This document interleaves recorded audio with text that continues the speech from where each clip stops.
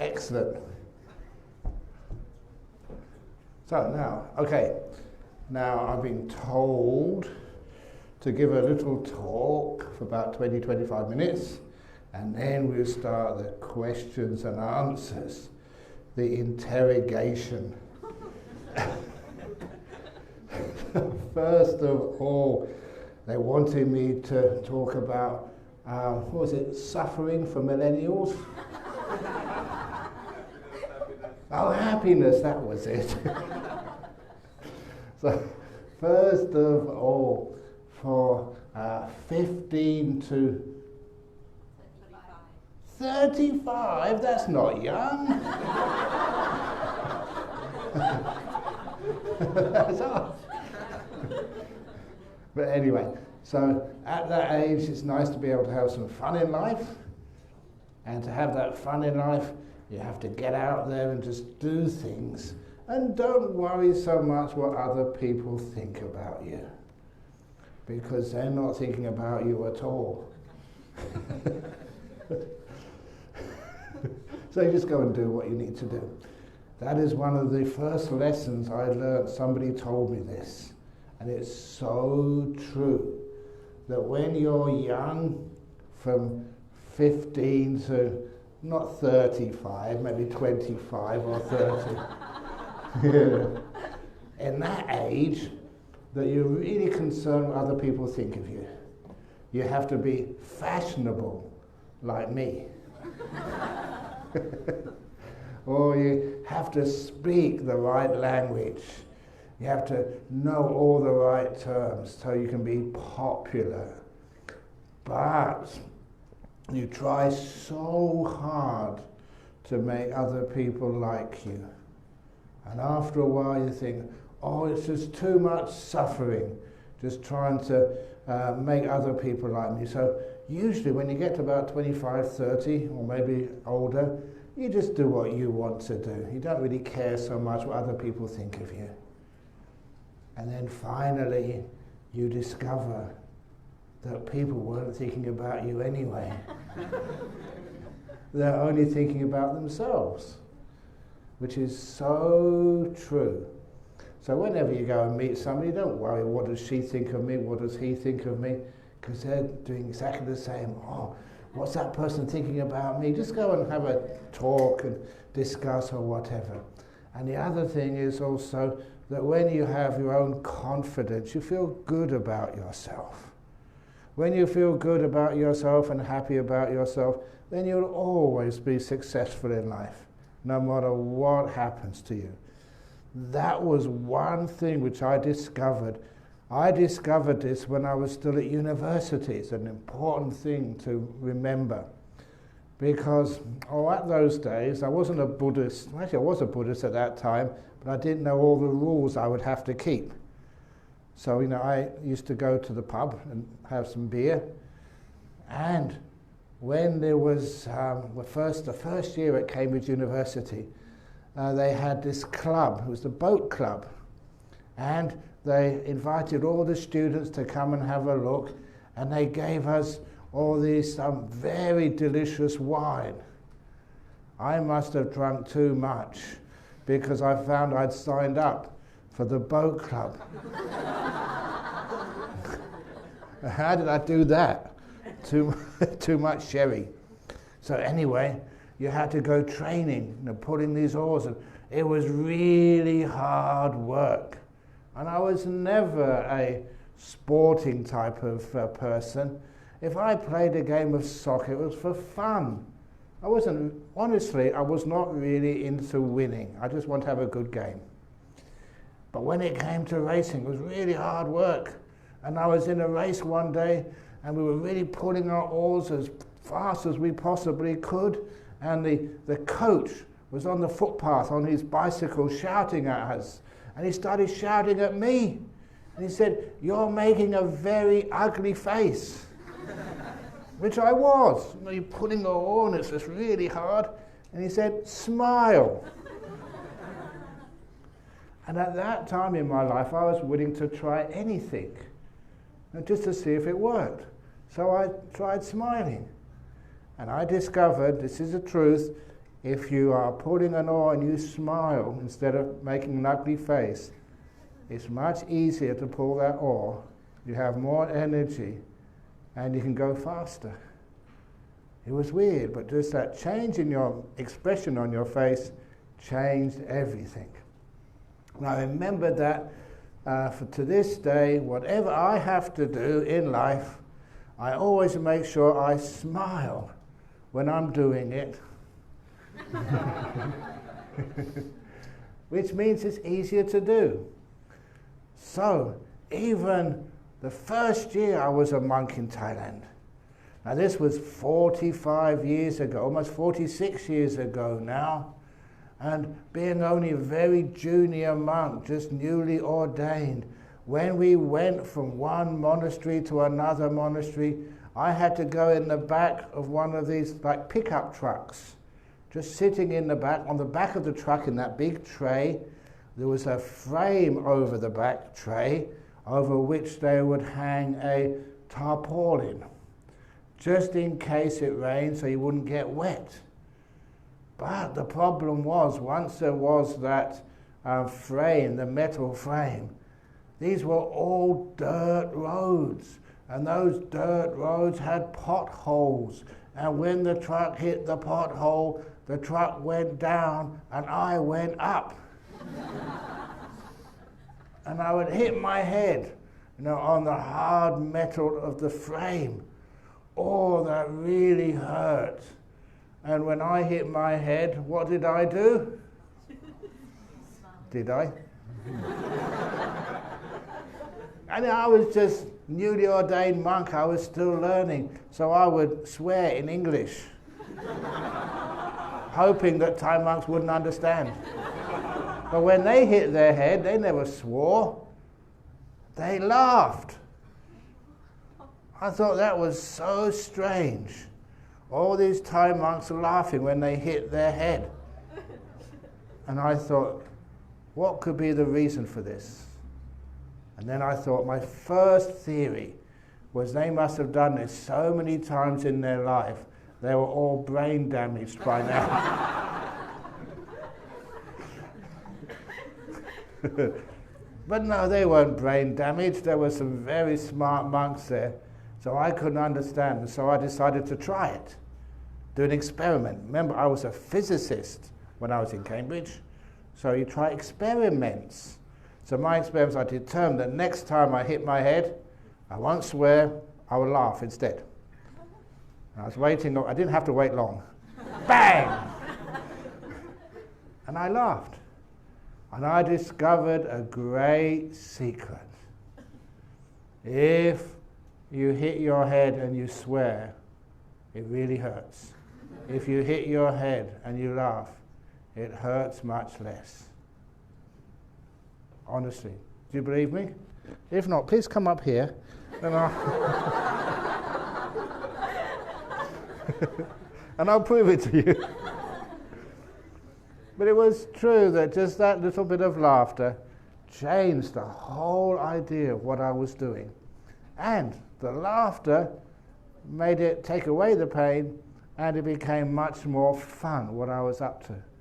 So from those times onwards, I really learned how important this laughter, fun, smiling is for your physical health and also for your success in life.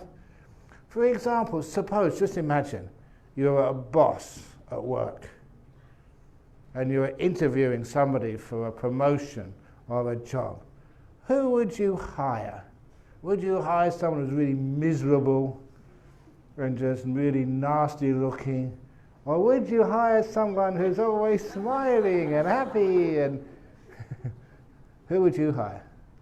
Remember, just you have to look at people, and looking at happy people is much better than looking at misery people. Now, at the moment, I'm looking at each one of you, which is one of the reasons it's important that I make you happy and smile. Because if I don't, then I get in big trouble. I have to look at so many depressed people. It makes me feel depressed as well. So that's why the happiness is actually good for your health, good for your positive mind state, good for things like innovation and moving forward in life.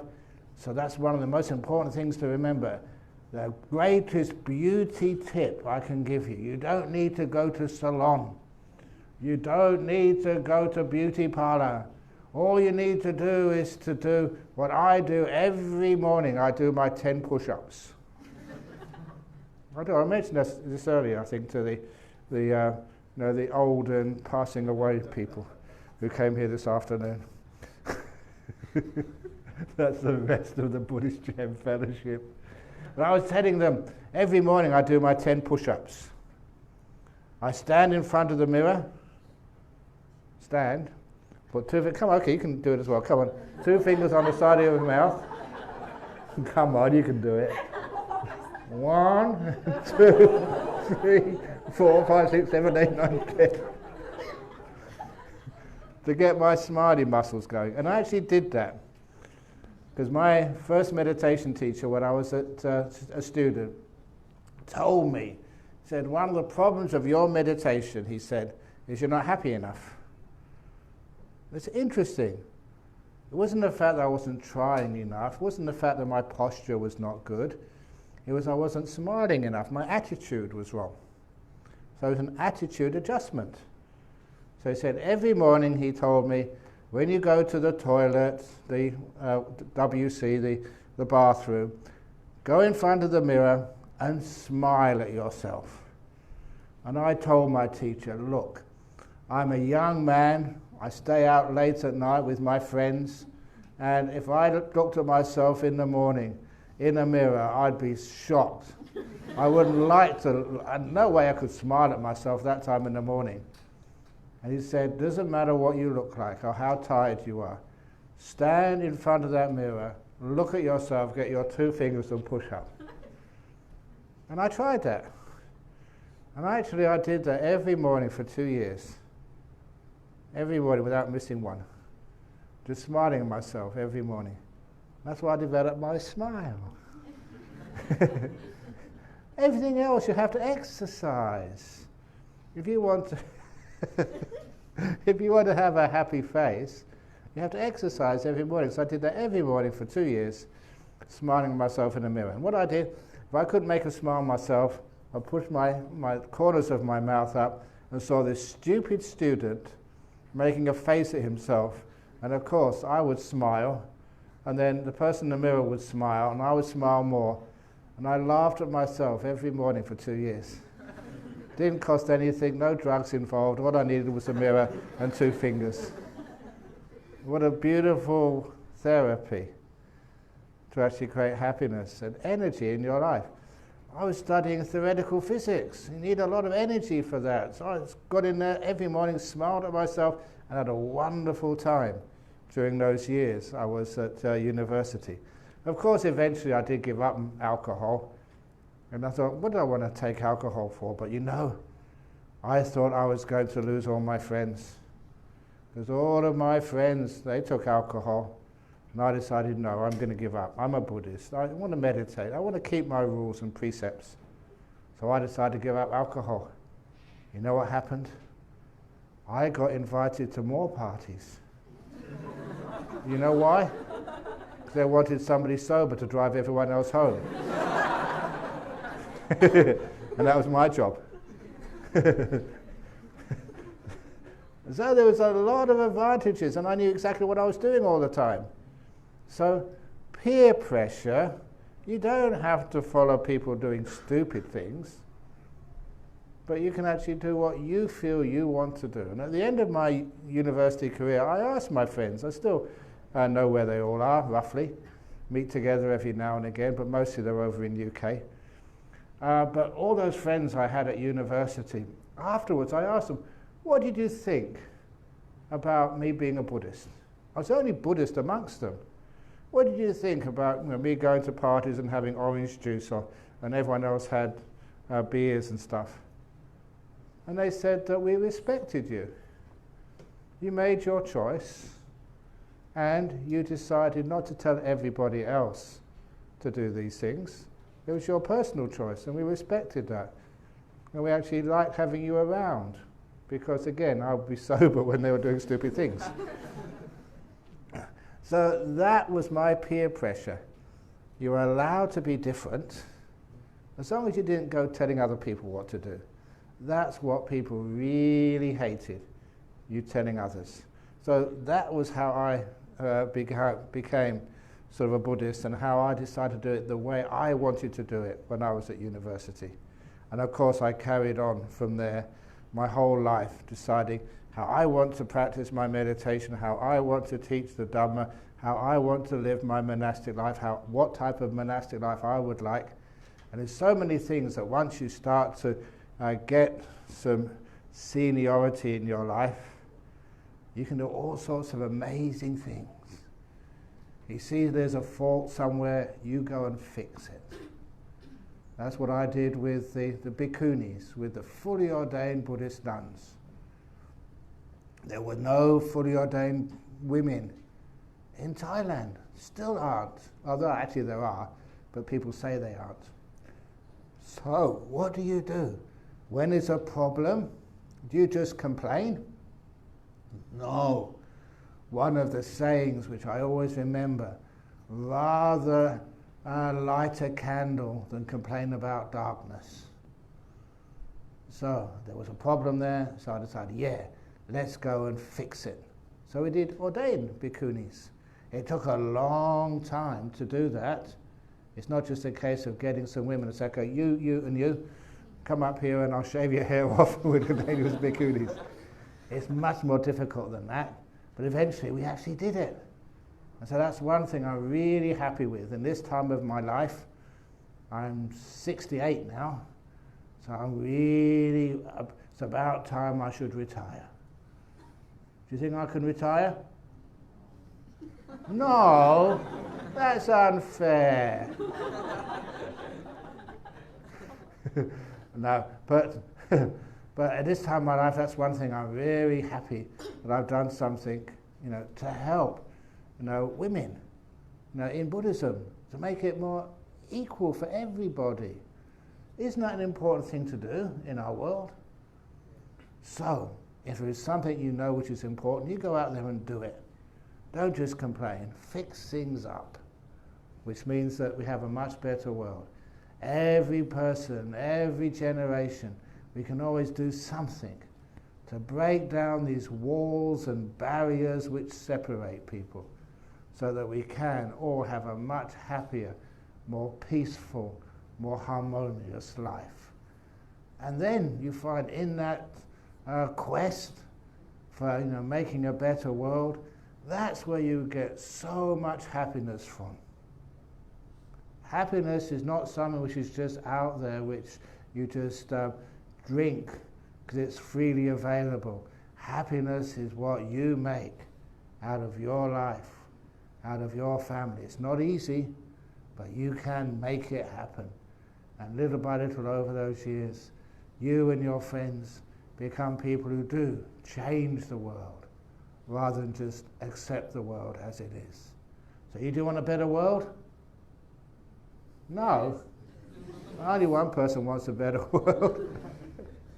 So we make it happen, and then we can have it happen.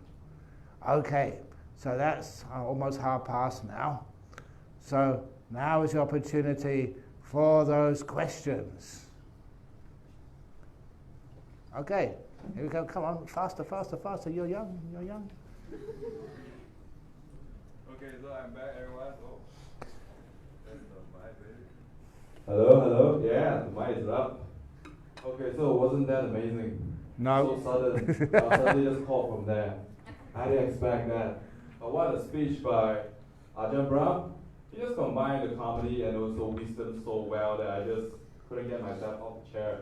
I was just so mesmerized by the whole thing. And now, we'll move on to the second session of the night. And just now, Ajahn made us very happy. And now, I'll invite my partner in crime, Yixuan, to grill Ajahn Brahm. Yeah, grill. With a hard talk session. Go, yes. And now, that is all.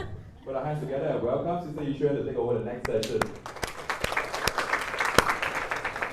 Good evening, it's Friday night. This session is lesser of me, more yourself. Welcome to Ask Ajahn Anything.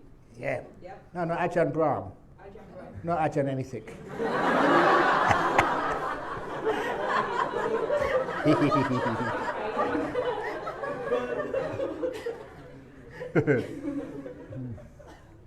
Right. So we'll jump right into our very first Slido questions. We've had many questions, but just to manage your expectations a little, we are going to compress some of the questions and we'll try to cover as much as possible. We may not be able to cover some, so I'm asking for forgiveness in advance. And we'll open the floor later for also live Q&A questions. So, yep. So the very first question, Ajahn. Yes. Are you ready? Yes. So this person asks, how do we make peace with ourselves when we have underperformed from our peers financially or results? They're not good enough. Oh, you're so lucky not being as successful as your friends. Because when you're not as successful as your friends, you don't need to strive so hard. You can let go. And you can actually go to the highest point of life. You can become a nun.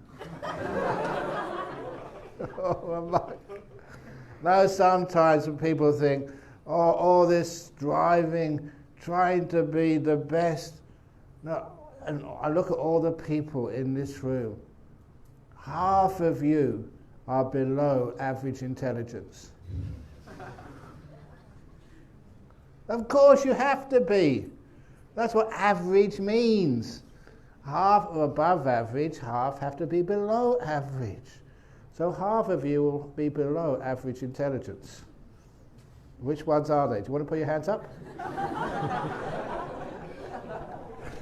But we don't admit that. What is more important in your life is not being the best, but being the happiest. Now that is more important than getting all the prizes for being number 1 or 2 or 3 at school or at university. Because it's called emotional intelligence, not the usual academic intelligence. Do they measure that at university? Who is the happiest person in university? No. When I was a school teacher for 1 year, one of the things I learned when I was a school teacher was all the naughty children are the ones sitting in the back.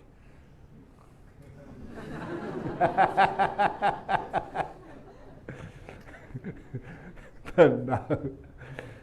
The one thing I did learn, there was that story of the child in my class. I had a class of 30 kids. And of those 30 kids, I was teaching in a high school in UK. And when at the end of the year, I had to give out the reports, the results. And of course, one of the kids came 30th. One of the children had to come 30th. It was a class of 30 children. If they were all related to Albert Einstein, there would still one would be the dumbest Albert Einstein. So, when I gave him his report card, he saw his report 30th out of a class of 30. He never expected that. His head went down, his shoulders drooped. He started having the first signs of depression.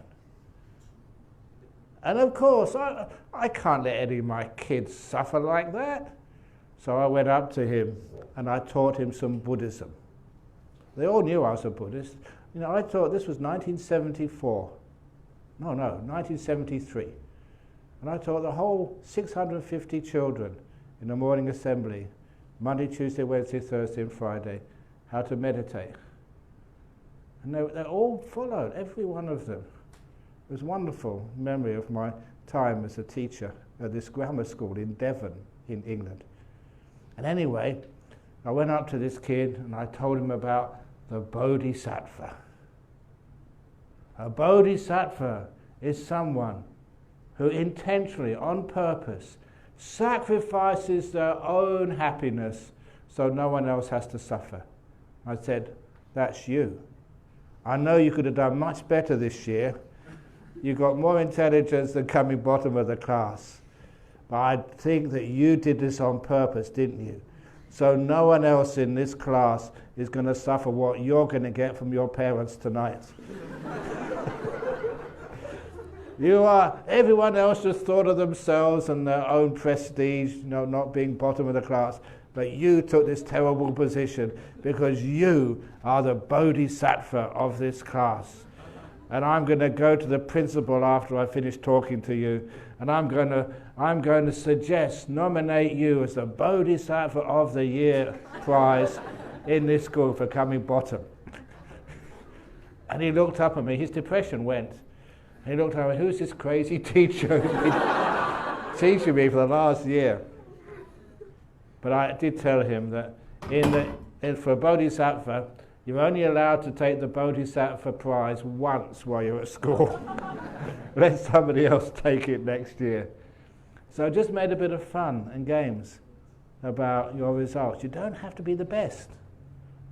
You can't be the best. That's too much stress. So you just be you and realize that you belong in this world. What about feeling not good enough? How do we manage that sense of inferiority? Inferiority. Then I encourage you to go into the forest. And no, I mean not forever, just for a couple of hours. And go and find a perfect tree. What is a perfect tree? A perfect tree is not one which is dead straight, with all the branches equally spaced, with only green leaves, with no damage on the trunk. Such trees like that don't exist.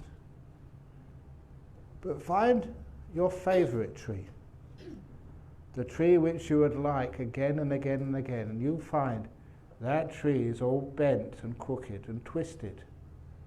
That tree has got many branches which have been torn off by the storms which happen in the real world. It will have many bruises and even burns. It will have leaves which have been taken off either by the wind or just eaten by bugs. And it's a gorgeous tree, even though it has all those faults in it. And you'll now know why each one of you belong in this wonderful forest we call humanity. Why each one of you does not need to feel that you don't belong. There's something wrong with you. There's nothing wrong with any one of you in this room. There's only what's wrong with people who are too stupid enough to come to this room today. Or for some reason can't come. So it's an idea of understanding what is good enough, and to stop following what many people think is good enough, or what they train you to be good enough at. As you are is more than good enough. You're a tree which belongs in the forest, and those trees which are all bent and crooked and weird, some of those trees are the best. They're certainly the ones which I like to hang out with. Do you understand what I mean? Change what you think is perfection, and then you'll find you don't have to strive so hard. Can I be both ambitious and still be a Buddhist? Of course you're ambitious, but ambitious for what? You're ambitious not for your own success, but for our success. We're in it together.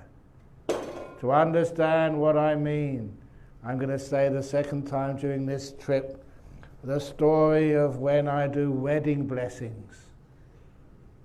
You know that when people come together, they want to commit together and be man and wife, and they ask me, you know, even done gay marriages, lesbian marriages, living in Australia. I'm very happy to bless anything.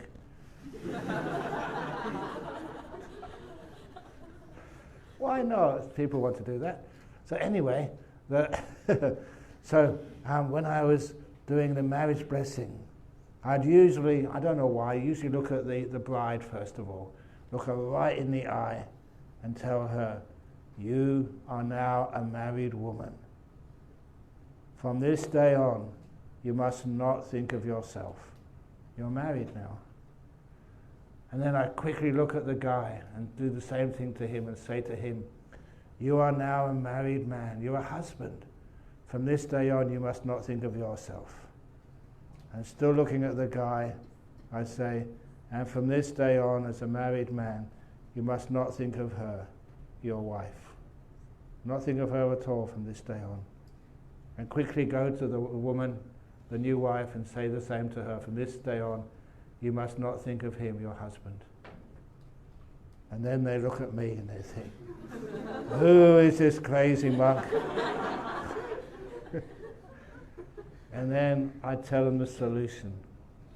Because this is actually how you teach. If ever you become a school teacher or give any talks, motivational talks anywhere in your career, when you get people interested, what's the solution to this problem? What are you talking about? Not thinking of yourself, not thinking of your partner.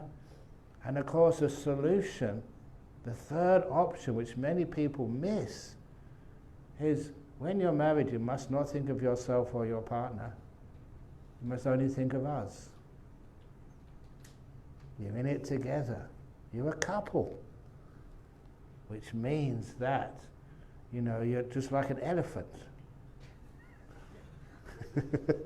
Some people more than others.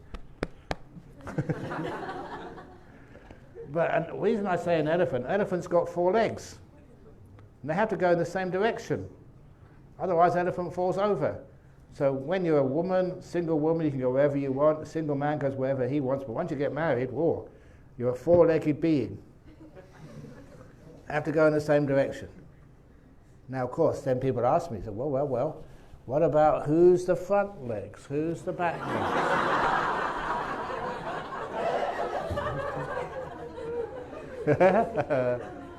And of course, come on, this is Asia. We're in Malaysia now. So we have traditions. And in Malaysia, the tradition is the front legs have to be the man and the back legs have to be the woman, okay? But in Malaysia, elephant always walks backwards.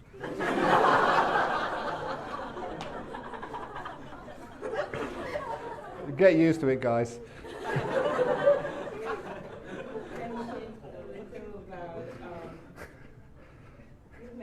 About LGBT. Oh yeah, great. The question is, where does Dharma stand on being LGBT? Yeah, go on. Yeah. Where does Dharma stand on being LGBTQIA+? A few others. Anyway, where it stands is the Lovingkindness Sutta, the Metta Sutta. May all beings be happy and well. All beings. If someone is gay, lesbian, transgender, and all the others, are they not a being? Of course they're a being. So we give them respect and happiness and joy. May all beings be happy and well. So basically in Buddhism we don't distinguish what a person is, whether they're a male or female, whether they're Malaysian, Chinese, Angmo.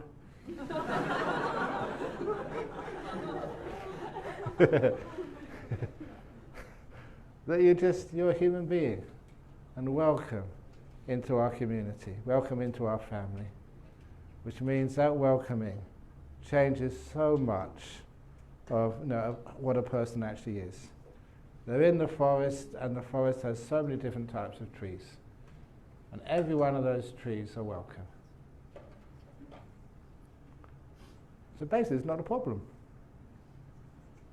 What about your thoughts on someone who actually fall out from a relationship and having difficulty actually letting go of?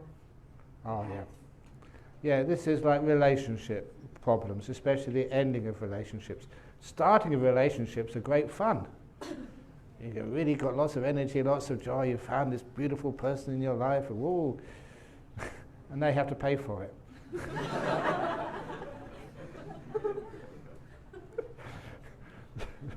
So remember, all relationships have their use-by date.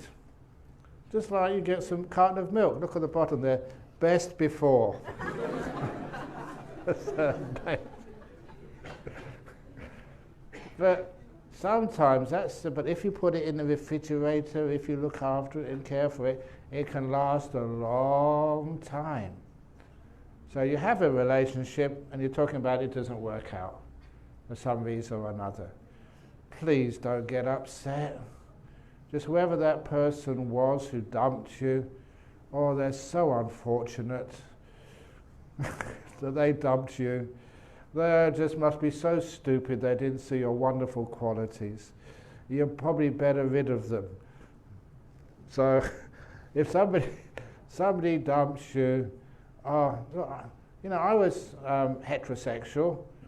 That's one of the reasons I became a monk, because I had this wonderful girlfriend, and we were together, I don't know for how long, quite a long time. And then she found somebody else. She dumped me.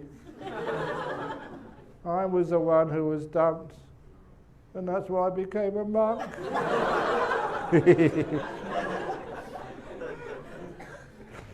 It's not really true. But anyway, it's sort of half true.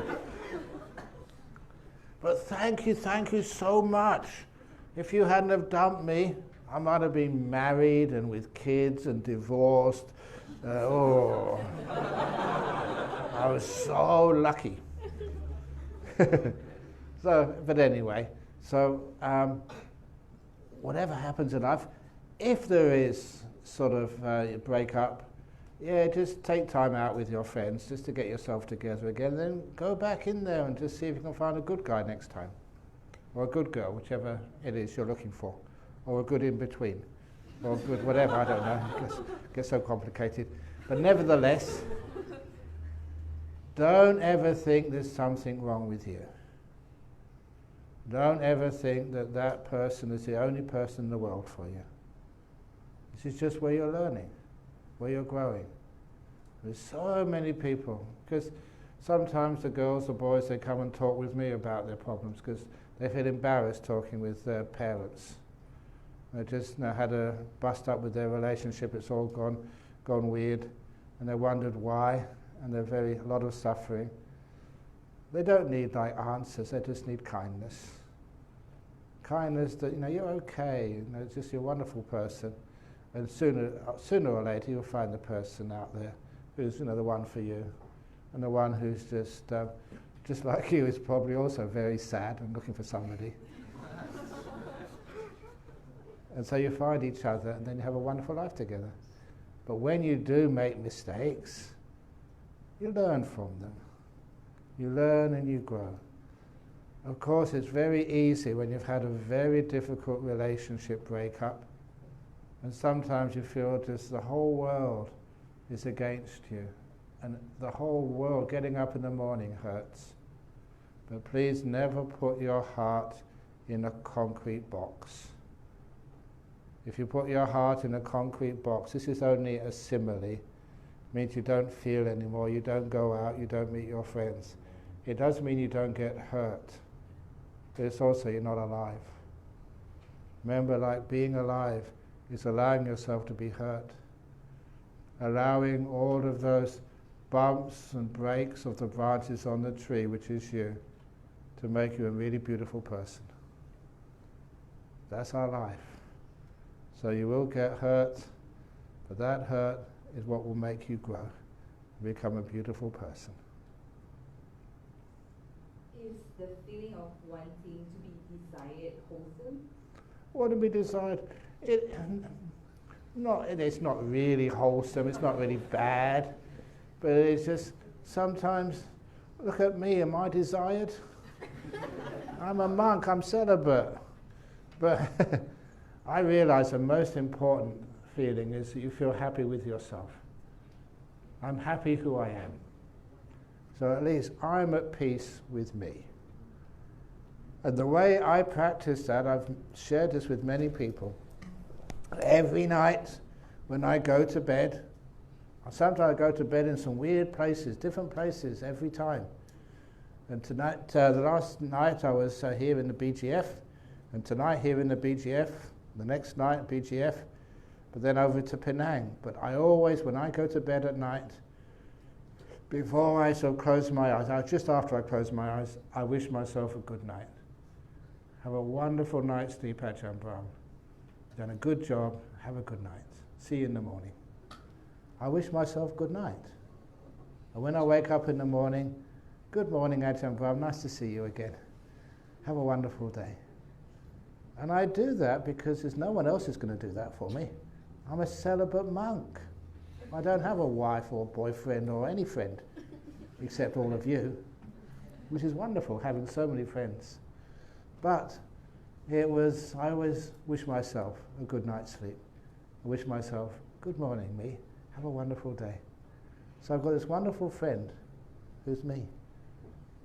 I know these days, I'm not quite sure how it is in Malaysia. Well, sometimes it's very difficult to touch anybody or to hug them. So a long time ago, as a monk, I'm not supposed to hug anybody. And I thought, well, I'm missing out in life. So I decided, that's right, to hug myself. Come on, try it. No, seriously. Hands out. Bring them in. Give yourself a really good hug. Ooh, now really get into it. You can feel the endorphins coming through your system. Ooh, yes, somebody loves me, and it's me. And I know I can't get into any trouble. Me too, can't touch me on that. And I can't catch anything I don't already have. Actually, I should tell people I do have diseases too, because I'm old now. The disease which I have is actually contagious. Hepatitis B. Did you hear that carefully? It was not hepatitis, happietitis. Hepatitis B for Buddhism. So I am contagious, hepatitis B. If you get too close, you might catch it. The other disease which I get, but very rarely, that's because of hepatitis B, I think stops everything. But I go travelling a lot, and when you go travelling to many, many airports, you're liable to get terminal illness.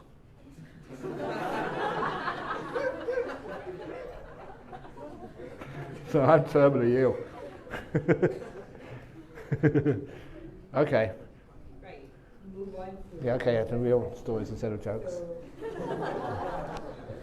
How does one maintain composure, and especially when we're facing road rage or like anger at work? Anger at work and road rage. Oh, come on, why keep composure? Try something different. If someone gets angry at you, you get angry back. No, sometimes whatever people do, don't take it seriously, in the sense there's something wrong with you. If someone gets angry at you, it's a sign that they are suffering. You haven't done anything wrong. But they're having a very hard time. That's why they get angry. Or even like road rage, having a very difficult day. And that's some of the reason why they just do stupid things when they're driving. So if somebody's like that, oh, poor thing. And obviously look after your own well-being and health. Don't get outside of the car and give them a hug. You get in big trouble that way. But instead, just keep calm and don't get upset, because if someone gets angry at you, it is to try and upset you. And my own anecdote of that was there's a monk who was only a little bit senior to me when I was a young monk in Thailand. And I was just very mindfully washing my bowl. And he came up to me, and I was on the floor washing my bowl, my arms bowl. And he came up to me and he said, "Brahma Wangso, that is a filthy habit." Was that good? No, it wasn't. No, you know, it's very hard for me to get angry because I haven't got angry for years. So anyway, that's a filthy habit you're doing there, washing your bowl with the rag you use to wash your spittoon. And I looked at him, this is a crazy fellow. Everyone else is doing that. That's what I thought. But then I thought, no, that's not the way to deal with that problem. So I looked up at him and said, sorry, and very slowly walked to the pile of other rags and got another rag to wipe my spittoon. And I did that. It took so much self-control because I just wanted to go up and punch him or something. But I wouldn't do that because I was obviously a very peaceful monk. I went there and just changed the rag which I was using. And everybody they were looking because we don't get much entertainment in monastery. He was looking to see what would happen. And after I'd finished, everyone was quiet and then they looked at him and I looked at him too. And his face went bright red. He was totally embarrassed and he went away. And he never got angry at me again. Ever. It's a waste of time getting angry at Ajahn Brahm because he just does what you ask him. So that was how I defeated anger, by actually trying something different, trying to do something which has nothing to do with me, so that he could actually see that he was actually acting a little bit over the top. So that's how you can deal with road rage. Yeah? What about the feeling of sadness? Oh, sadness, yeah, for other people. Poor person, why they got angry at me like that, why they had to shout at me like that. It was just, so I get sad at other people because they're the ones hurting. And I don't allow their hurt to make me hurt, otherwise I can't help. So when people get upset and angry, road rage, what was that case I read about? It's a wonderful case of road rage in New York.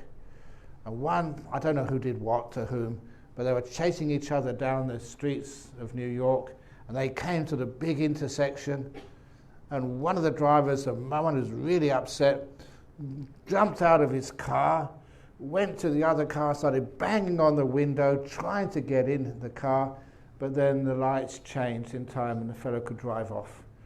And so the person outside the car just turned around to get into his car and saw his car drive off as well.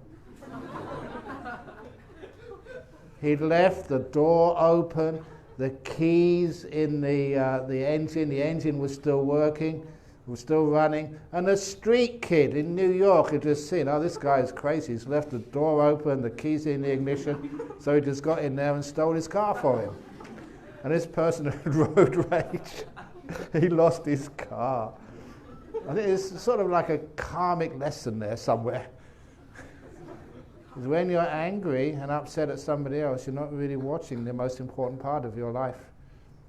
And some of your body, your mental health, and so much else which is important. So don't get angry. What do you get angry for?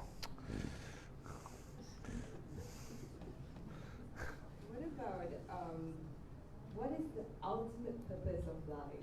The ultimate purpose of life, yes, is being a monk. Male or female. Yeah, it's the ultimate purpose of life. Is that right? Yeah, you see.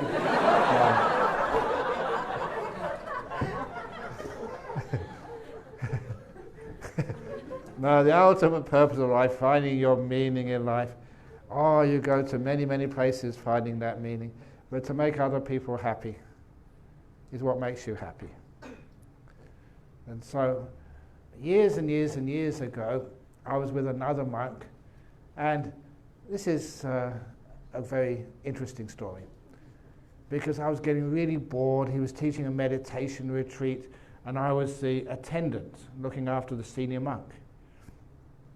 And so, really, really bored, people asking all these silly questions. And then this woman came into the room and said, I haven't come to ask a meditation question, she said, but I've come in here to thank you for saving my life. I thought, wow, this is interesting. What's he done? And the woman said that she'd come on this retreat the year before. And on the meditation retreats, people keep precepts. And this was one of those strict retreats where you keep 8 precepts. And one of those precepts is not taking any alcohol or drugs.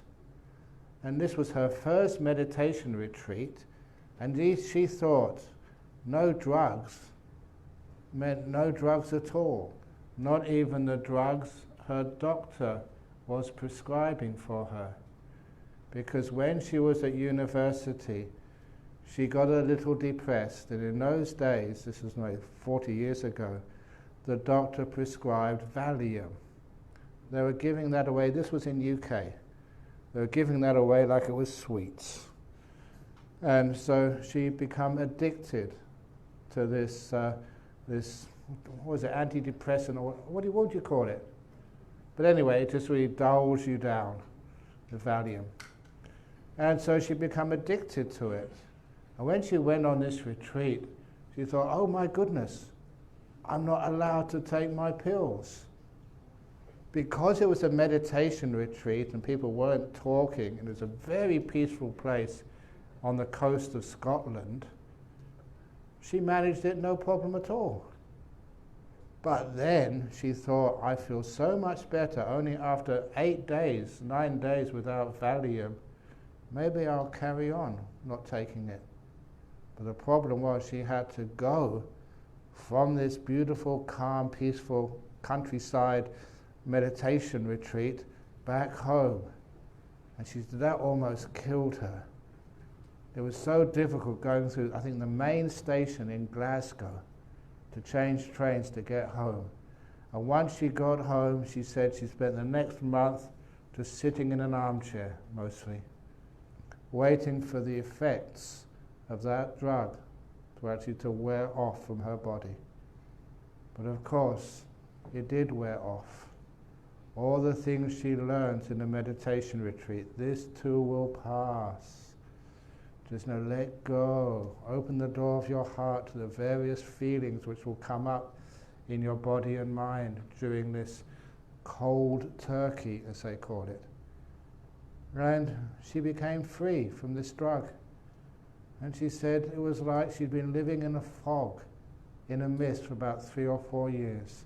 And now she was clear. She was alive again. And she came to thank the monk for actually giving her those precepts which gave her life back. When I heard that, I was so inspired that just one person, I said to myself, if one person comes up to me and says, thank you for saving my life like that, I would think my life has fulfilled its meaning. And of course, as there's no exaggeration, hundreds of people have come up to me. Well, usually I think probably closer to thousands have come up to me and say thank you for saving my life. Even recently, last October, I was giving some talks again in UK, and I was going from the Underground, the London Underground, to Paddington Station, where I was going to take the train to Oxford to give some lectures in UK. And as I was walking through Paddington Station, a woman came running up to me and said, are you the YouTube monk? Yeah, you're the YouTube monk. Because you know, nearly all of my talks get put on the net. They're live streamed or they're recorded and put on there. And she was maybe 28, 29, around that age. And she had had a breakup of her relationship. Really a bad breakup, and she had become suicidal, depressed. And nothing worked except my talks. Those talks put on YouTube is what saved her life. She came up to me, I don't believe it. Ajahn Brahm, you're actually here in Paddington Station in London when you're supposed to be in Australia somewhere, or maybe in Malaysia. So she was so happy. And just that one event, if that was the only thing which happened in my life, that would have made my life have meaning, have purpose. So if anyone does that to you, they come up to you and say to you, thank you for saving my life, and they mean it, then your life has its purpose. So I don't get any pay for this job. Any sort of donations, they go to our temple. So I don't see any of that. So, but what I get, my payment, my reward, is all the people I can serve and help and give them a life, solve problems, give them inspiration, give them meaning, so that they're happy. And that's the best payment you could ever get. That's my salary. That's why I will not retire, even though I should.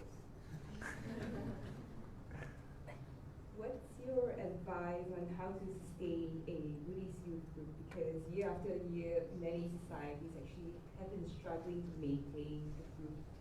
Oh yeah, how to keep like a Buddhist youth going is be innovative. For goodness sake, don't do the same things your parents did. Do it different, for goodness sake. So have all these incredible minds, inspiration. You can get that from the oldies like me, from the monks. Get inspired, see that it can be done, and you go out there and you make it happen. You do it your own ways, with your own sort of cultural values. And go out there and make it happen. The message is always the same. If the Buddha was here this evening, he wouldn't understand a word of what I was saying, because he didn't speak English. But nevertheless, we'll get a feeling for the fact that we're communicating together and making our lives better lives. So however you manage to do that, you go out there and you just do it. Make it happen. And innovate. One of the problems is with human beings, we always think what worked in the past will work in the future. And it doesn't. We have to keep changing, innovating this way and that way, to change to the different situations which are changing. The climate is changing, the population is changing, things are changing all the time, so we have to change with that. This is why youth are important. You're vital. And our job, the oldies, is to encourage and inspire you and say, here is the Buddhist Gem Fellowship, all these amazing spaces here. Come in and use it, but do it your way. Don't follow the old ways unless you decide they're good. So, for the youth groups, the job of the oldies who've got the power and the money is to empower you. Off you go, give it a try. Know that going to one of those great universities like Cambridge University in England, it was all through scholarships, because my father was dead at the time. He died a couple of years before I went to Cambridge. And my mother was really poor, so just through scholarships. But when I went there, the first thing I was taught was this is a huge university with so many great minds, so many amazing lecturers. Don't just study physics. Study astronomy, architecture, ancient Greek, everything out there.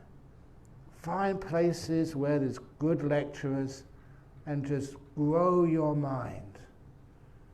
And it was a wonderful university where you could experiment. You had time to go to other fields, not just your own field, and expand. And I went to some great lectures by philosophers, architects, who else, I forget now, but there were amazing lectures I went to, which were not in my field at all, but they inspired me. So that's how we work in life. We expand our knowledge, we innovate, we break down barriers.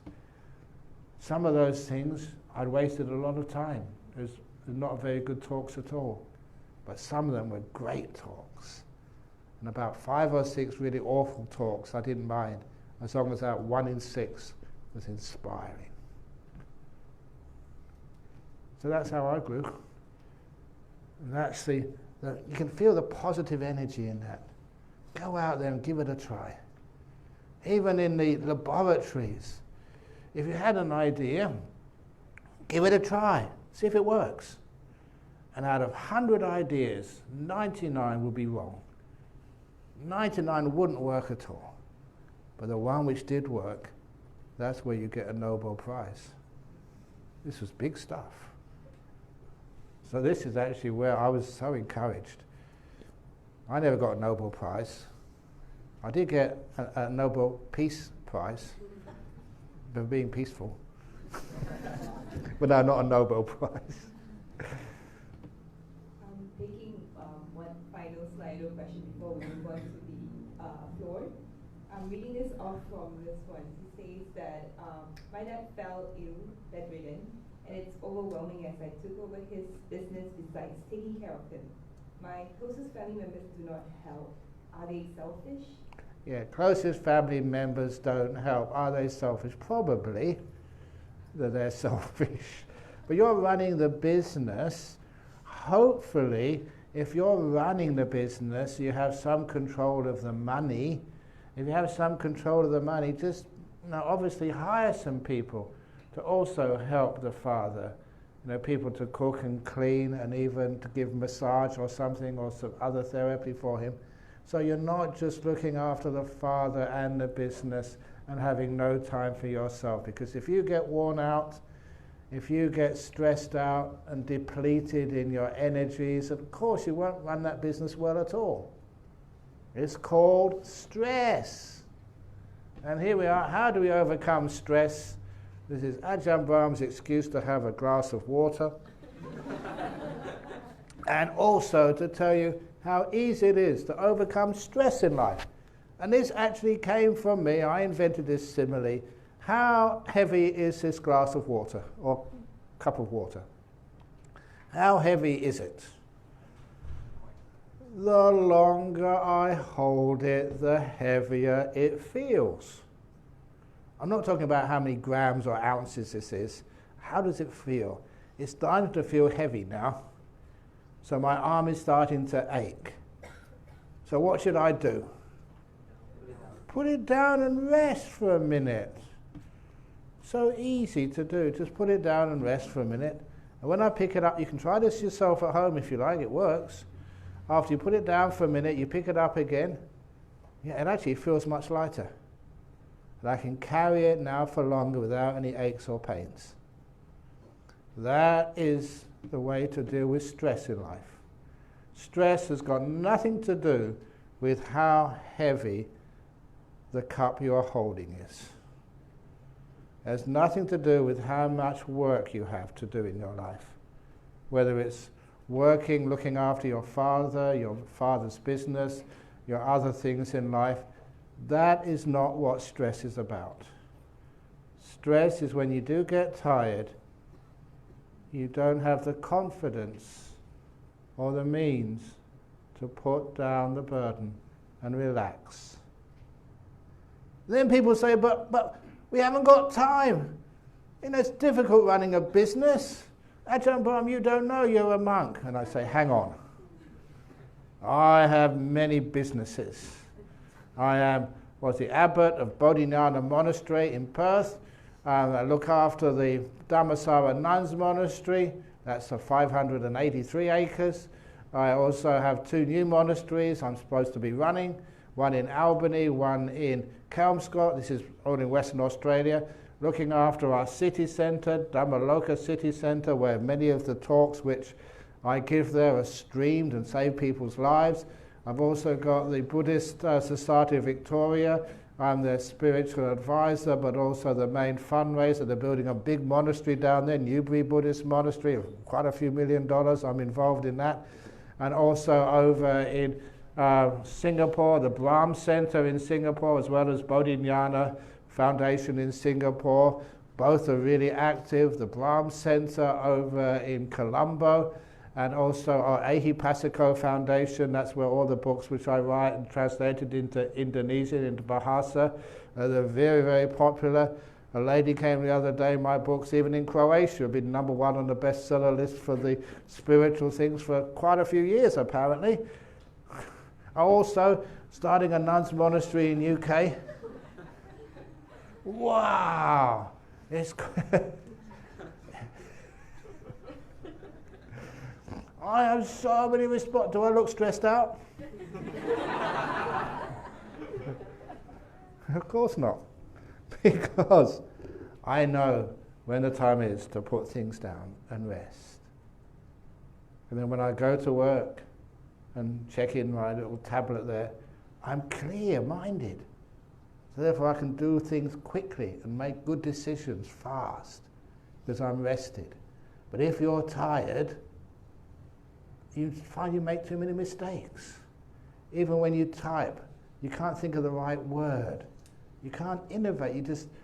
Basically your brain is stuffed up. Can't work. So that's one of the reasons why learning how to rest. I started teaching this, and apparently it got to Harvard. It's in the Harvard Business School teachings now, and they call that an investment of time. By putting things down, by learning how to relax, you are investing in time. Because the experiments have yielded again and again and again the truth that if you rest, let's say half an hour, the next 2 hours you get 3 hours work done of high quality. It's called productivity, the efficient use of your brain. And you just cannot use a human brain continually.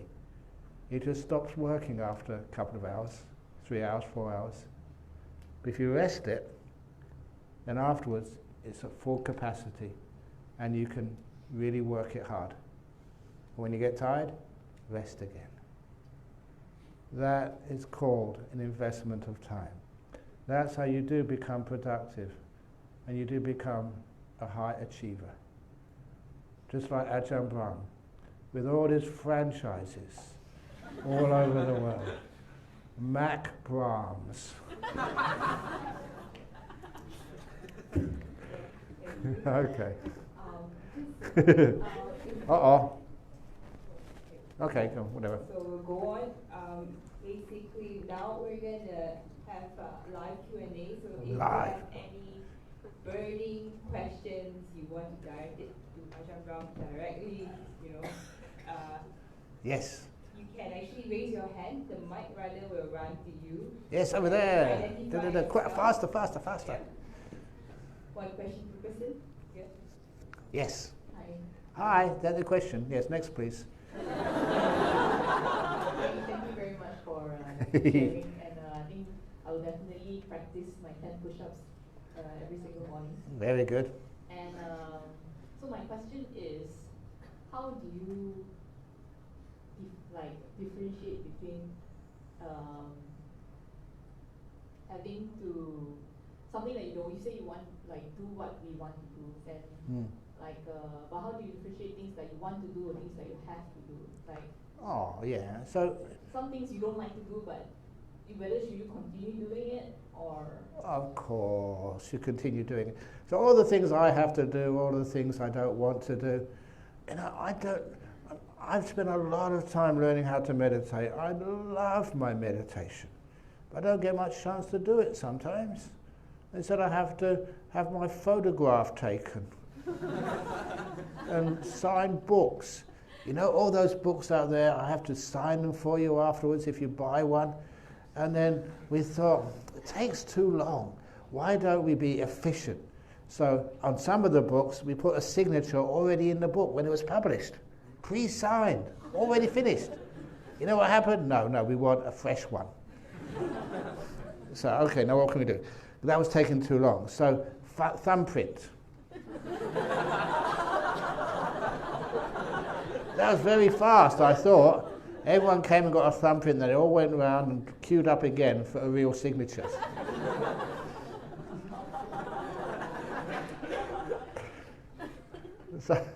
So then I thought, what am I going to do? And I thought, they're teaching me a good lesson. The good lesson is, I want to do what you want to do. And you want to do, I hope, what I want to do. Just have a wonderful time in this moment. And all the plans about what I'm going to do tomorrow, the next day, I'll just leave that till tomorrow. So live in the present moment much more. and just have fun with one another. Enjoy this moment. And then what do I want to do? I want to be here.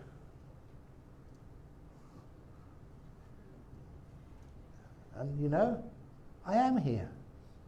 So my wishes have been fulfilled. Do you understand? That's actually quite deep. Please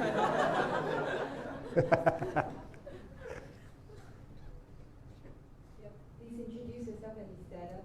Hi, Ask the question. Yeah. Hi, Venerable Ajahn Brahm. Thank you. Hi, yeah. Thank you for sharing. Actually, I have no questions. Actually, I need a favor.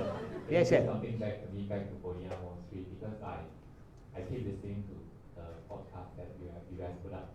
So, can I give you a hug? So can you bring the hug back to Ajahn, all other Ajahns there? All of them, hug everybody. That will spread so many diseases. It's on you, Ajahn. So, Yeah. So I really love that. Send my regards to Yeah. the Sangha in Bodhinyana. Yeah, very good, yes. Yeah. I will Thanks send to that. the teaching, actually, I benefited a lot. Yeah. And I finally I can enjoy myself during meditation because it was great. Yeah, that's sometimes even things like, yeah, very good. Sometimes even things like meditation. And I loved my meditation when I was a young monk. The first meditation I ever did was in the Wordsworth room of King's College, Cambridge. I still remember that. Only 5 minutes, but it felt so peaceful. And I thought, wow, this is really good stuff. So that's why I carried on meditating. That was how many years ago? Almost about 50 years ago now. Yeah, actually it is 50 years ago. Wow. I've been meditating for 50 years. So, and I enjoyed it. The first time I enjoyed it, and I've enjoyed it ever since. Simply because I had some good teachers. That you meditate and you relax your body. You relax your mind. You're not trying to get somewhere, you're trying to be here. What's the difference between being here and trying to get somewhere? Trying to get somewhere is just so difficult. Trying to be here is so easy. You are here. So be here, and you find just after a little while, when you start to relax into this moment, you get so much energy coming up. This is a fascinating part about what we call mindfulness. Mindfulness is not just one single thing. It grows. You've got strong mindfulness, you've got powerful mindfulness, and you've got superpower mindfulness. You notice how to be really calm and still, very peaceful.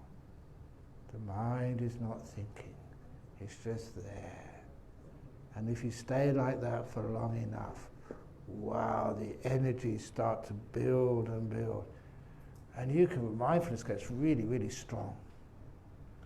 So strong. Okay, I'm going to tell my disgusting story now. Do you want to hear a disgusting story? Yes. That was when I was teaching a meditation retreat over in Perth. And I was really getting some nice, really good meditation, lots of energy, lots of happiness. Wow, wow, wow, this is good stuff. But then I had to go to the toilet. So I went to the toilet and I did what they called in Australia number 2. You know what number 2 is? Yeah, okay, number 2. But my mistake, if you have really good meditation and you haven't do a number 2, don't look in the bowl. But that's what I did, I looked in the bowl. Wow. Never in my life had I seen such a beautiful piece of feces. Now have a look next time. The way it's sculpted, little balls all put together, it was like something which like a Michelangelo would put together.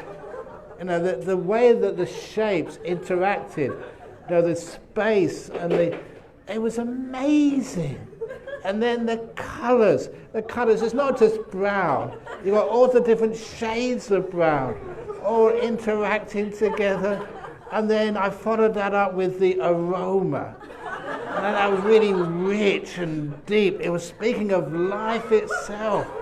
It was the most beautiful, and there was always a tiny little bit of mucus on the outside, which made it glitter like a diamond in the light. It was the most beautiful piece of you-know-what I'd ever seen in my life, and I was looking at it going, wow, wow, look at that, that is incredible. Just like any other sort of person who knows about real art will be able to look at something and just, wow, and just get so amazed. And I even did think, honestly, I thought, I have to take this out and show someone.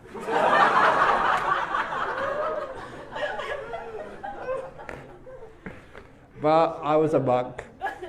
I knew how to let go. It was tough.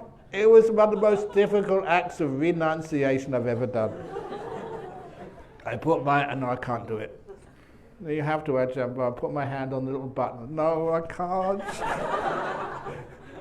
And I pushed it.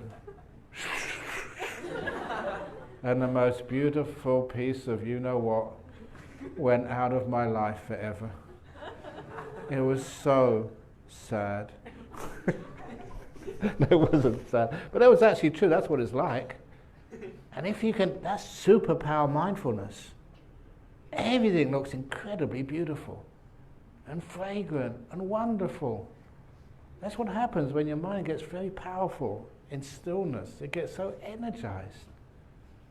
So that's what happens, and that's why my meditation was always just so much fun, so much joy, so much happiness, and also so much wisdom. If I can see a piece of shit as being beautiful, so much more in life I can see as beautiful, which other people just reject. It has meaning for you. It's where we grow. So that's my shit story. Oops, I said it. On purpose, of course. Okay, so thank you for that piece of praise. It's very nice of you. Very kind of you. Yes? Hi. Hi. I have a question. I have been recently diagnosed with stage 4 cancer. Excellent. I just want to know, I know that everyone tell me that I'm to be positive. Yeah? I just want to know how to really not to be negative. Yeah, because sometimes we get painful and stuff. Yeah, well, that's why I said excellent, because I was actually praising you. So it's not easy, at your age to come up and say, I've got stage 4 something cancer. It's okay for elderly people to do that. Even they can't do that. So wonderful. First of all, well done. You got guts.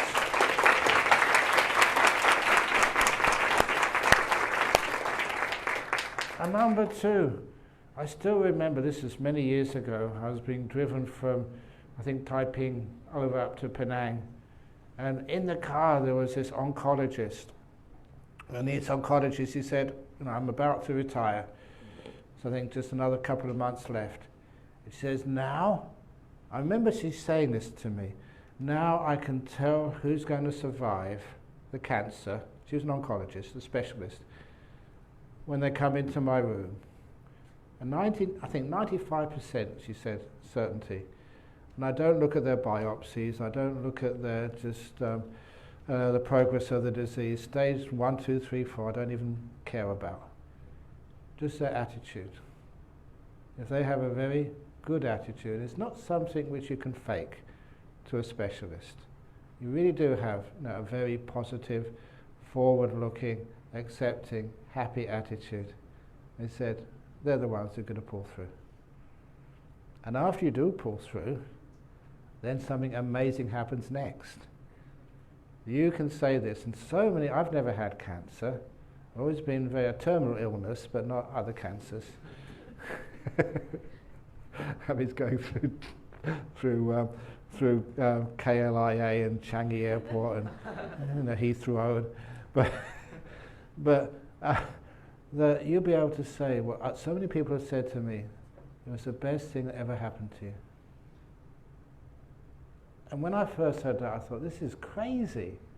These are people who've had mastectomies and had sort of chemotherapy a long time ago, and that was just very rough treatment. And they said it was the best thing which ever happened to them. How can you say that?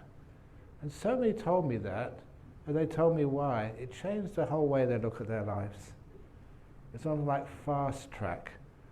to know some great wisdom about what life really is. So you, for some reason or other in this life, you've been gifted with this disease. So you thank the world for it, and you get in there and you just cry, you bawl your eyes out with tears, and laugh like nobody else ever can. And when you get through that, wow, you'll be an amazing woman. It's hard, but you know, all the best teachers which I ever had were the ones which I didn't like. They were tough on me, but they pushed me, and thank you so much for pushing me like that. So well done. Great.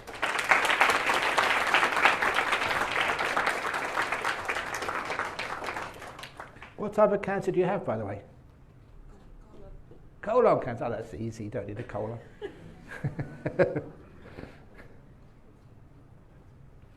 Yeah. Good evening, Ajahn Brahm. I would like to use your cup metaphor. Yeah. The thing about my cup, when I put it down, I can't, it's not so easy for me to pick it up again. Yeah. And sometimes I get distracted by other cups. Oh, yeah. I sometimes cannot get the job done now. Oh, okay, yeah. Well, that's do the one cup at a time practice. So I only have one cup there. So I've only got one cup. So sometimes people give me 2 cups. I don't know how to, the water or the coffee or the tea or the orange juice. But just have one cup at a time. So you put one cup down to rest. And when you rest, see if you can relax and rest efficiently. So have your relaxing cups. For me, that's meditation. But some people, it may be just listening to some music. But don't turn on all the browsers on your hand phone. Otherwise, or your iPhone, whatever you've got. Because then you just you get caught up and you get pulled out into exploring that world. Keep it simple. And when you're rested, then you can pick up your cup and get the job done. Do one job at a time. Give it everything you've got. When you're tired, rest. When you finish resting, pick up that job and then finish it. It's much better doing it that way. Then you become highly efficient. But when you are efficient, don't tell anybody you've finished the work. Otherwise, they'll give you more to do. So keep it a secret, okay? So try that. It's just there's too many things which are interesting in the world. So you've got to there, you have to be quite forceful and just, this is what I'm going to do. I'm not going to do anything else until I finish this. Okay? See if you can do that. One cup at a time. Sorry? Thank you, Ajahn Brahm. Yeah, very smart kid. Okay, wow, so many, you've got to run fast. This is also the training camp for Hello. I was told that during meditation we are asked to observe our mind. So I wanted to know what happens when it comes to the point where your mind is observing your mind, that is observing your mind, is observing Oh, your mind. yeah, so complicated. They're telling you to do the wrong things. You don't observe your mind. You learn how to relax to the max in the present moment. Because a lot of time when you lose the present moment, you lose the now. That's when you're looking back in time. I'm watching the mind as I was watching the mind, as was watching the mind, as was watching the mind a few moments ago. So right now you can only have one thing in your mind. In the present moment is a sense of unity. This moment now is all you have. I gave a simile in one of the very first books which I wrote about you're a host and you're welcoming people to your house for maybe like a Christmas party or something, or New Year's Eve party.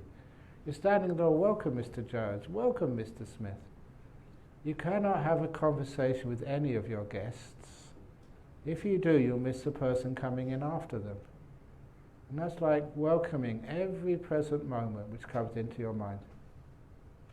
You cannot look at the mind, looking at the mind, looking at the mind, because then you're not actually doing the job you're supposed to be doing, which is welcoming this moment. And that's all. You keep it so simple. Simple is usually correct. Complicated is just usually the error, the mistake. Keep it simple, baby. Keep it simple.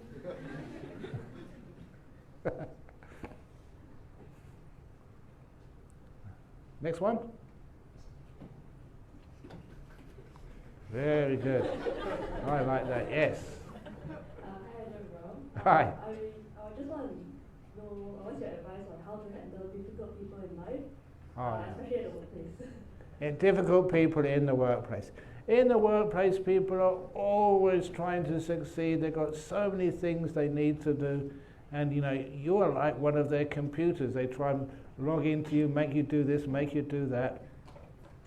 So sometimes you cannot please everybody. You have a boss at work. Who's your boss at work? It's not him, is it? Sitting next to you. I was just checking first of all. So whoever is your boss at work, just yes boss, yes boss, yes boss. But then you don't have to do anything.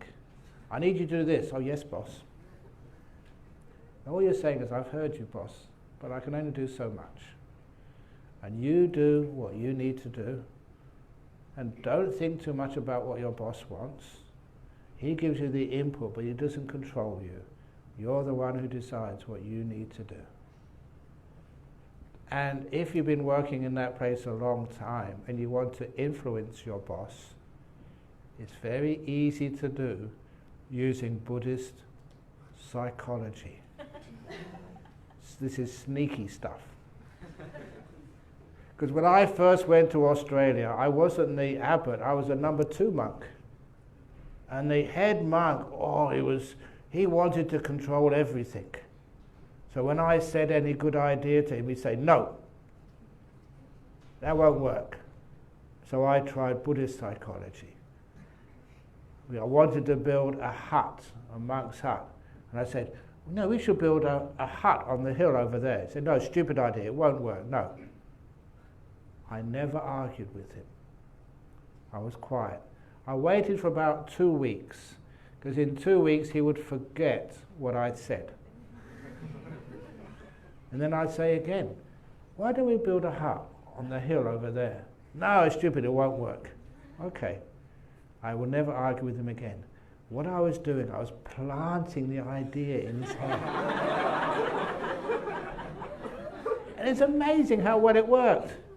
Usually I only need to do it twice, maybe 3 times at the very most.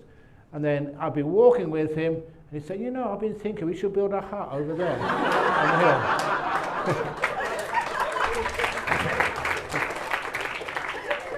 But then, what I would say next is also important. I say, wow, actually that's a good idea of yours, boss.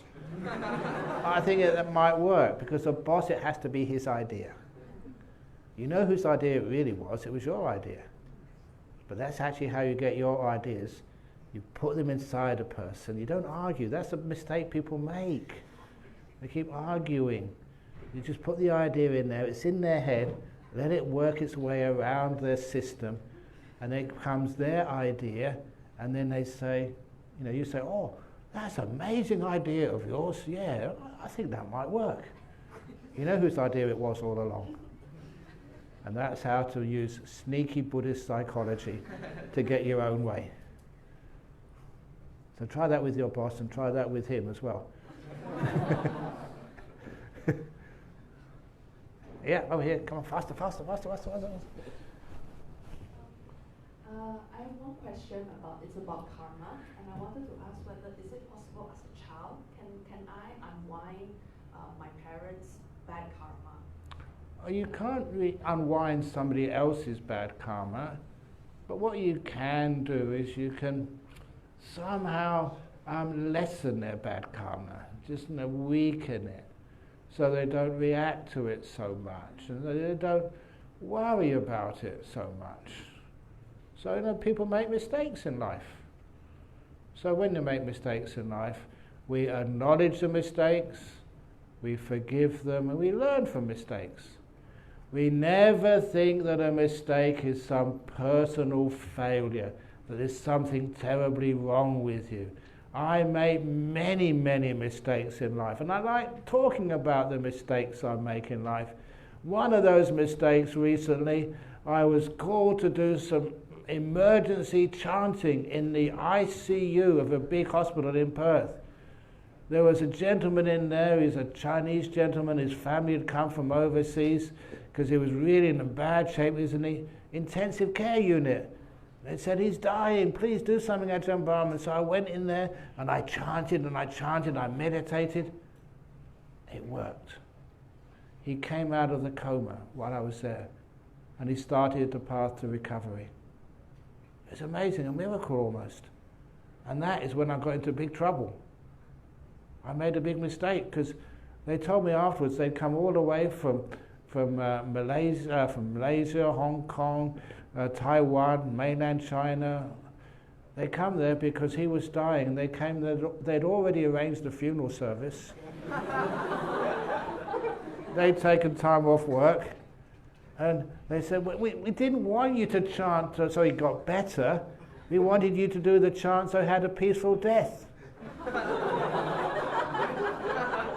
And now we've got to cancel the funeral service, go home, and come back again maybe 6 months or a year when he dies properly next time. But next time we won't invite you again. That's a true story, it happened. So now when people ask me to do chanting for them, I always ask, well, what type of chanting do you want? They're different. Get better chanting or die peaceful chanting. Now, how do I know? And if you don't tell me. So that actually happens. So I make mistakes. When I make mistakes, I tell everybody about them and share it. Because it makes life funny. And okay, they get better. He dies eventually. He dies now and then he gets better or whatever, I don't know, another life. So anyway, we don't really worry too much about these things. Except by telling people, and even monks make mistakes. But I don't sort of hide my mistakes, I tell people about them. It's really good fun telling people about your mistakes. Okay, yeah. Hi, Ajahn Brahm. Thanks for your talk. I have a question about how do we normally explain karma to people who are not Buddhist? Because I have friends who come to me and say, oh, is it like karma, is it when you die, your soul sort of comes off your body and then you go into like another being in the next life? Yeah. How does it actually work? Oh, that's good enough. You say, right, but your karma is like the ingredients you have to make a meal, say to bake a cake. So imagine two people. One has this beautiful flower with no genetically modified crops within 200,000 miles. You can't actually have that, can you? That's a bit much, 200,000 miles. There are 1,000 miles in either direction. Pure whole wheat flour. And they've also got oil, like canola oil or something, which is really good for you. No cholesterol. And they've got honey from Western Australia, absolutely pure. And they have fruit from Malaysia, also pure. They've got the very best ingredients in a modern kitchen to bake their cake in. That's person number one. Person number two has got the terrible ingredients. They've got white flour with just so many chemicals in it. And they've got sugar, which is diabetically enhanced. They have got really greasy cholesterol enhanced butter and and dried fruit, which has been from some country a long way away, and a really ancient kitchen to cook it in. the very worst ingredients against the best ingredients. Who makes the most delicious cake? It's not all about ingredients. It's also about the skill of the cook. And every now and again, you get somebody, I think this happened in Singapore, they got one of these celebrity chefs like Jamie Oliver or someone, and they got him to actually to go in one of the hawker stores in Singapore and create some food. And the hawkers there also creating food with the same ingredients. You know who made the most delicious food? The hawkers. Jamie Oliver lost. He was hopeless when he didn't have all the best ingredients. So sometimes a person, you may not have the best ingredients in your life, but you're the best cook, and you make the most delicious food. The ingredients you have to deal with, that's your old karma. That's important, but the most important thing is what you do with what life gives you. How you put those ingredients together. And so often, in all the years I've lived so far, I've seen people with some of the worst ingredients make the most delicious cakes. It's what you put into your life. That is the law of karma. Okay? Yay. Okay, next. Oh yeah, wow. That was quick. That will be the final question. Yeah. Oh. Oh. All right. Good evening, Ajahn Brahm. Thank you so much for the talk. I was going to go back to your toilet disgusting story.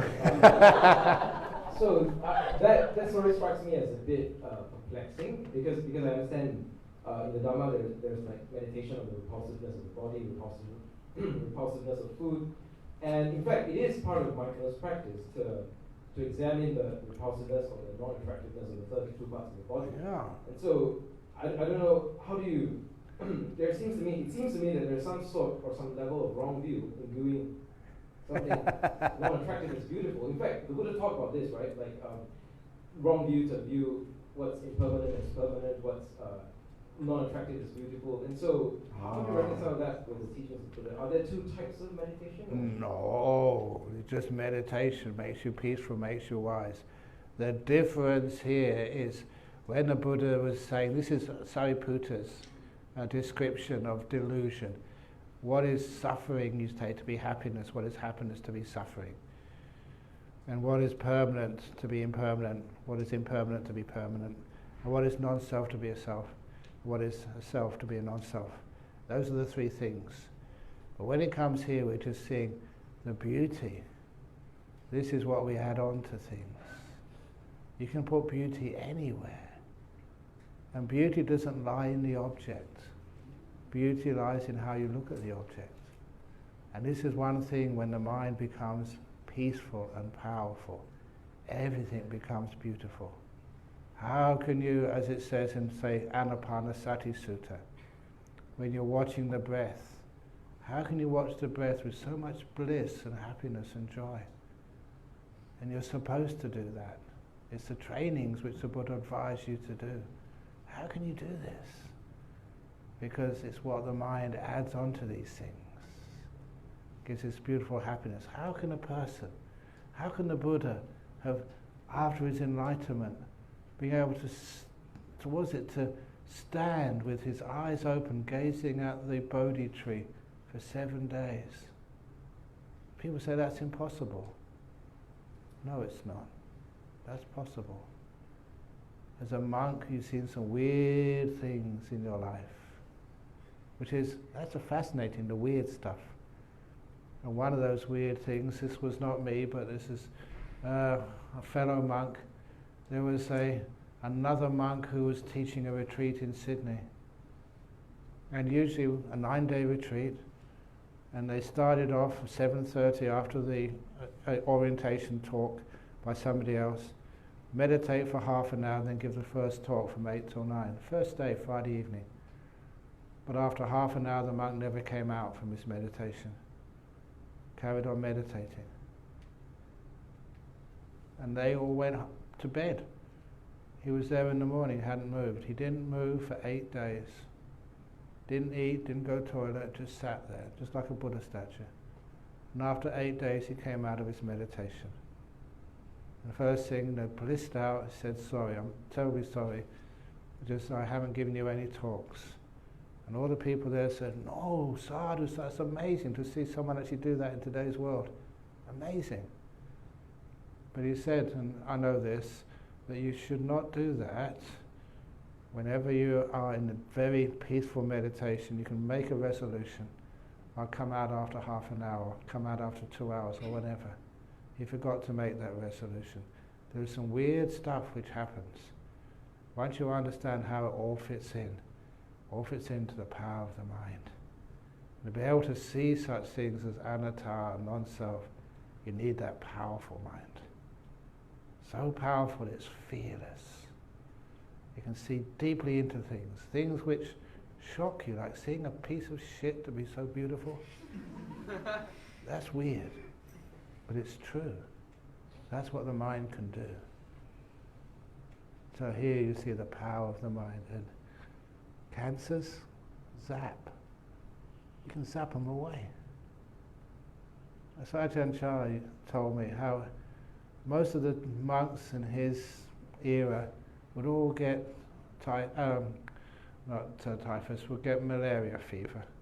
It was just like getting a cold in those days, but it was obviously life-threatening.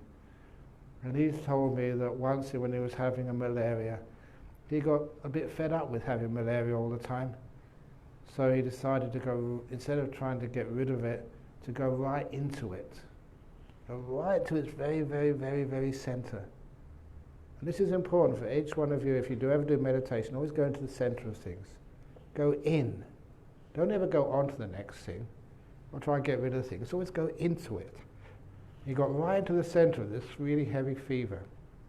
He said it was like where he was sitting. It was so cool. But he could feel that just a little ways away, the fever was getting hotter and hotter and hotter. But in where he was so peaceful. And then the fever got so hot it exploded, bang. And that's the last time he had malaria fever. So you go into things. Don't be afraid. This is teaching you. It's your teacher. It's Ajahn Cancer. That's the main teacher. That's your master. So you go right into it and see what it is. And once it's taught you, then it vanishes. These are powerful stuff. Yeah, go on. That story was in Sydney, was it? That monk sitting for 8 days. Yeah. Yeah. Could we know the name of the monk? No. I'm just curious. Okay. No, that is actually something which, if once a monk dies, then we can let you know.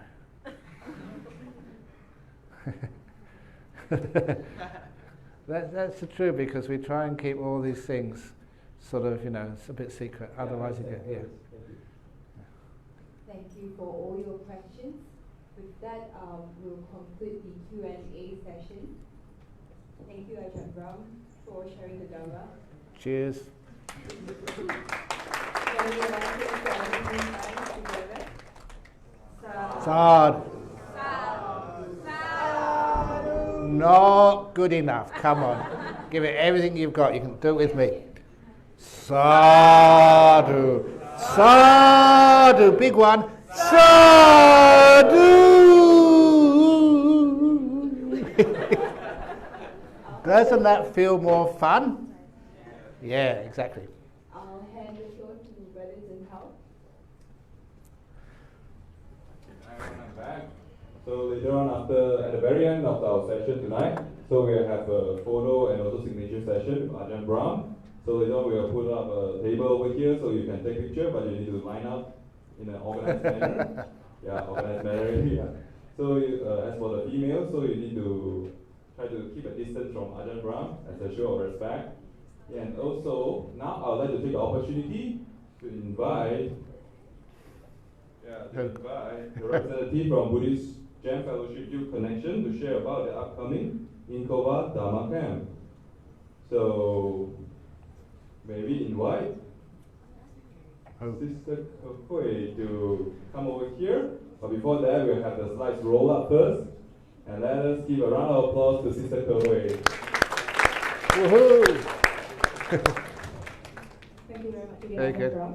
So hi everyone, I am from Buddhist Jhana Fellowship Youth Connection and also the Inkova Dharma camp.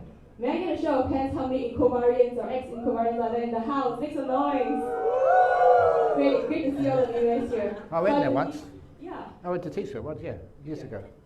So I believe that most of us Inkovarians are brought closer to the Dharma, closer to Buddhist teachings, and closer to basically ways to live life in a more peaceful and in a happier manner through the camp itself. For a lot of us, the camp has been the first touch point for us to the Dharma. And today I would like to share with you about the 43rd camp, which is happening in 2020. 43rd. Yes. So instead of me doing all the talking, I would like to let the ex-participants from this year's camp tell you guys what Inkova has done for them or what it means to them.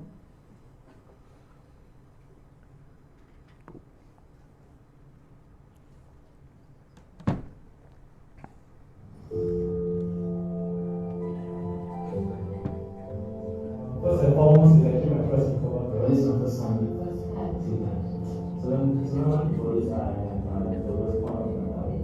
It's very easy to, honestly, all of us are treating ourselves way better than treating people who we just met way nicer. For these points, I think I really know. Well, the title becomes self-love, journey, and all that. I actually came in with some expectations. I came in with some problems that I hope that could be solved. So I know experience I shit a lot. As the time went on, I realized that there was no one could actually solve my problems. But no, as activities went on, I realized that actually I have grown. I learned things that actually are very relevant to my problems, and it will help me to solve the problem myself outside of the camp. For the talks, I get some new methods to overcome my feelings and emotions during my lowest point. I think that after all the things we did, amazing through activities or through the workshops, that I will consider my actions and my consequences a bit more wiser. It really made everyone that touches their emotion, and it was very humanizing. It made everyone like really think about how much we need to love ourselves and how much more we have to grow. And even when I make mistakes, I learn way more of myself because life is not perfect. Sometimes there are certain things you can control, but there are a lot of things that you can't control. Even if something bad happens, I'll see what I can learn from it instead of how it drags me down. What was the best out of this experience? It made me reflect upon how I view myself. Every moment I'm in this camp, I'm more aware of my thoughts. As well as a unique way of learning and experiencing the Dharma.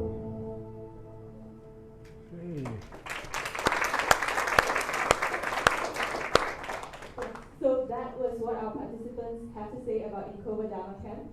And all of you are welcomed and invited to experience it for yourself at next year's camp, which will be on 30th of July to 2nd of August 2020. That's during the stretch of Hari Raya Haji holidays. If you're interested, what you can do is you can express your interest through this form. You can access it through the tiny URL link. So what happens is you're not yet registering for the camp, but you're just expressing our interest. And when the camp registration officially opens, beginning of next year, we will inform you like firsthand about it. So if you're interested, take down this tiny URL link. You can even snap a photo of the slide. Yeah, and please feel free to like us and follow us on Facebook, Inkova Dharma Camp, as well as on our Instagram at BGFYC Inkova. And for those of you who don't know what the word Inkovariate is, it means inter-college and varsity. So this camp is designed specifically for young adults as well as students aged between 18 to 30, but sometimes we're very flexible about the age range, so don't worry about it, over or under, we can make exceptions. So yeah, what we pride ourselves in is that we come up and we design experiential activities to solve problems, tackling problems that is related to social psychological problems that our current youth are facing. So this will be an experience of a lifetime. So go ahead, snap a photo, follow us on our social media, sign up, express your interest through the Google form, and we'll get in touch with you really soon. session, and thank you Ajahn Brahm for this introduction.